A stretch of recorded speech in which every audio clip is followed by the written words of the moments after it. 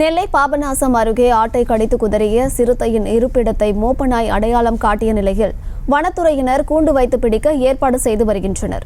இதுகுறித்தான மேலும் விவரங்களை கொடுப்பதற்காக செய்தியாளர் ராஜா இணைப்பில் இருக்கிறார். பேசலாம் ராஜா, விவரங்களை வழங்கலாம். அம்ருத், நெல்லை மாவட்டம் பாபநாசம் மேற்கு தொடர்ச்சி மலை அடிவாரத்தில் உள்ள வேம்பையாபுரம் பகுதியைச் சேர்ந்த சங்கர் என்பவர் தனது வீட்டில் கட்டி போட்டிருந்த ஆட்டை வனப்பகுதியில் இருந்து இறங்கிய சிறுத்தை வேட்டையாடி தூக்கிச் சென்றது. இதேபோல் பாபநாசம் அருகே உள்ள அரவன்குடியிருப்பு பகுதியைச் சேர்ந்த பேச்சுமுத்தி என்பவர் வீட்டிலிருந்தும் ஆட்டை சிறுத்தை தாக்கி உள்ளது. தொடர்ந்து சிறுத்தை வெகு தூரத்தில் மலைப்பகுதியில் பாதி உடலை கடித்து குதிரை நிலையில் போட்டுவிட்டு சென்றது. வனத்துறையினர் தீவிர கண்காணிப்பில் ஈடுபட்டு வருகின்றனர். தொடர்ந்து இரு பகுதிகளிலும் வனத்துறையினர் மோப்பநாயான நெஸ் மூலமாக மோப்பம் பிடித்து சிறுத்தை வந்த வழியாக பின்தொடர்ந்து சென்றனர்.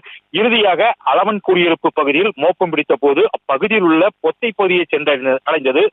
அடுத்த கட்டமாக அந்த பகுதியில் கூண்டு வைத்து சிறுத்தையை பிடிக்க வனத்துறையினர் திட்டமிட்டிருக்கின்றனர்.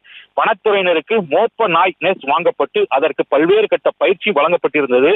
இதுபோன்ற சூழ்நிலையில் ஊருக்குள் அட்டகாசம் செய்த சிறுத்தையை பிடிக்க மோப்பநாய் உதவியோடு வனத்துறையினர் நாடியுள்ளனர். இதற்கிடையில் தொடர்ச்சியாக மேற்கு தொடர்ச்சி மலை அடிவார பகுதிகளில் சிறுத்தை, யானை, கரடி, காட்டுப்பன்றி போன்ற வன விலங்குகளின் அட்டகாசம் தொடர்ந்து அதிகரித்து வருகிறது. விவரங்களை வழங்கியமைக்கு நன்றி ராஜா.